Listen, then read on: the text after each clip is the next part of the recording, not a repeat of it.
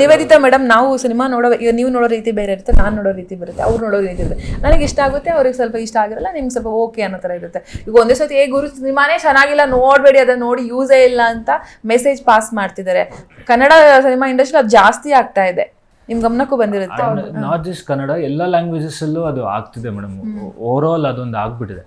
ಅಂದ್ರೆ ಒಂದು set of people ಇದ್ದಾರೆ, ವೆರಿ ಗುಡ್ ರಿವ್ಯೂ, ಅಂದ್ರೆ good positive negatives of the film ಎರಡೂ ಹೇಳ್ತಾರೆ ಅವರು.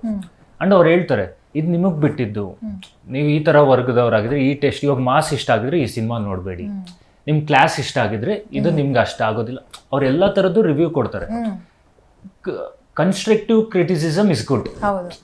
ಸುಮ್ಮನೆ ಅವ್ರ ವ್ಯೂಸ್ಗೆ, ಅವ್ರ ಸಬ್ಸ್ಕ್ರೈಬರ್ಸ್ಗೆ, ಅವ್ರು ಯಾರು ಮಾಡ್ಕೊತಾರೋ, ಅಗೈನ್ ಇದೊಂದು ಫುಲ್ ಒಂದು ದೊಡ್ಡ ಸಿಸ್ಟಮ್ ಇದೆ ಮೇಡಮ್. ಈ ಸಿಸ್ಟಮಲ್ಲಿ ಅದೊಂದು ಪ್ಯಾರಾಸೈಟ್ಸ್ನ ನಾವು ಹೆಂಗಾದ್ರೂ ರಿಮೂವ್ ಮಾಡಬೇಕು. ಮ್ಯಾಮ್ ನೀವು ಹೇಳಿ ಮ್ಯಾಮ್, ಏನು ಮಾಡೋಣ ಅಂತ. ಐ ಥಿಂಕ್ ಅದು ತುಂಬ ಸಿಂಪಲ್ ಅಷ್ಟೇ. ಅಂದರೆ ನಾನು ಮೂವೀಸ್ ಹೆಂಗೆ ನೋಡ್ತೀನಿ ಅಂದರೆ, ನನಗೆ ಆ ಮೂವಿದು ಕಾಂಟೆಂಟ್ ಇಷ್ಟ ಆಗಿ, ನಾನು I don't usually go by reviews, but ನಂಗೆ ಅದು ಇಷ್ಟ ಆಗಿ ನಾನು ನೋಡ್ಬೇಕು ಅನ್ಸಿದ್ರೆ ನಾನು ಹೋಗಿ ನೋಡ್ತೀನಿ ಯೂಶ್ವಲ್ ಆಗಿ. I think if more people do that, and ಅಂದರೆ ಅವ್ರ ಓನ್ ಒಪಿನಿಯನ್ಸ್ ಫಾರ್ಮ್ ಮಾಡ್ಕೋಬೇಕು ಅನ್ಸುತ್ತೆ. ಲೈಕ್ ಅಂದರೆ ಒಂದು ಚಾನ್ಸ್ ಕೊಡಬೇಕು, ಎಲ್ಲ ಸಿನಿಮಾಗೂ ಒಂದು ಚಾನ್ಸ್ ಕೊಡಬೇಕು, ಹೋಗಿ ನೋಡಬೇಕು. ಈಗ OTT ಬಂದಿದ್ದೆಲ್ಲ, ಇನ್ಸ್ಟಾಗ್ರಾಮಲ್ಲಿ ಬಂದಿದ್ದೆಲ್ಲ ಸುಮ್ಮನೆ ನೋಡ್ತೀವಿ.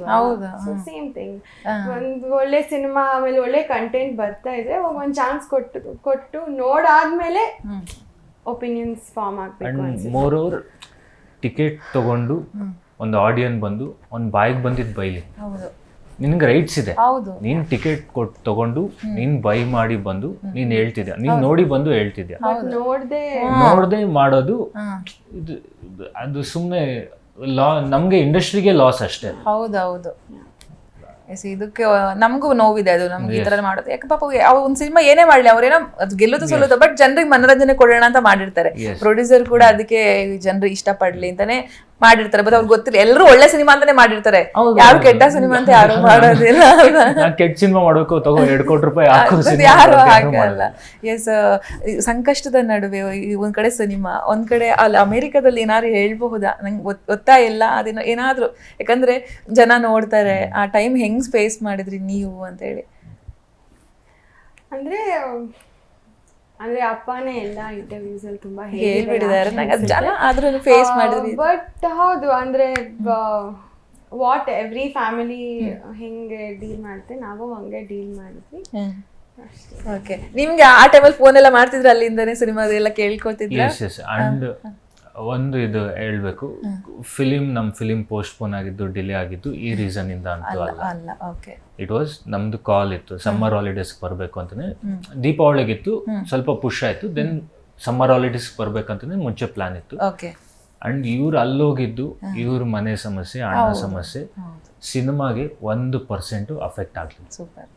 ಅವ್ರು ಹೋಗೋಕ್ ಮುಂಚೆನೆ ಇನ್ನ ಪೇಮೆಂಟ್ಸ್ ಎಲ್ಲ ಅರ್ಲಿ ಕ್ಲಿಯರ್ ಮಾಡಿ, ಕೆಲಸ ಆರಾಮ್ಸೆ ಮಾಡಿ, ಏನು ತೊಂದರೆ ಆಗಬಾರ್ದು ಅಂತ ಕ್ಲೀನಾಗಿ ನಮ್ಗೆಲ್ಲ ವ್ಯವಸ್ಥೆ ಮಾಡಿಕೊಟ್ಟು ಹೋಗಿ ಬಂದ್ರು.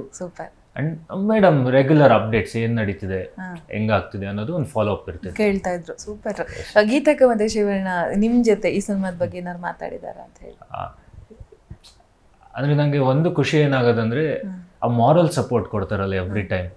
ನಾನು ಬಂದಾಗ ಈ ಥರ ಮಾಡ್ಬೇಕಂತಿದ್ದೀನಿ ಅಣ್ಣ, ಈ ಥರ ಸೀನ್, ಈ ಥರ ಸೆಟ್ ಹಾಕ್ಬೇಕಂತಿದ್ದೀನಿ ಅಂದಾಗೆಲ್ಲ ಅವ್ರು ಅದನ್ನ ನಮ್ಮ ಜೊತೆ ಕುತ್ಕೊಂಡು ಡಿಸ್ಕಸ್ ಮಾಡಿ, ಇಲ್ಲ ಮಾಡು ಚೆನ್ನಾಗಾಗತ್ತೆ, ಅದೊಂದು ಮಾರಲ್ ಸಪೋರ್ಟ್ ಕೊಡ್ತಾರಲ್ಲ, ಅದು ತುಂಬಾ ಹೆಲ್ಪ್ ಆಯ್ತು ನನಗೆ ಸಿನಿಮಾ ಮಾಡುವಾಗ. ಓಕೆ, ನಿಮಗೆ ಅಪ್ಪನೇ ಹೀರೋ, ಓಕೆ ಅವ್ರ ಇಷ್ಟ, ಅದು ಬಿಟ್ಟು ನಮ್ಮ ಇಂಡಸ್ಟ್ರಿಯಲ್ಲಿ ಯಾರು ಇಷ್ಟ ಆಗ್ತಾರೆ ಅಂತ ಹೇಳಿ, ಹೀರೋ ಅಂತ ಬಂದಾಗ ಯಾರ ಸಿನಿಮಾ ನಿಮಗೆ ತುಂಬಾ ಇಷ್ಟಪಟ್ಟು ನೋಡ್ತೀರಾ ಅಂತ ಹೇಳಿ?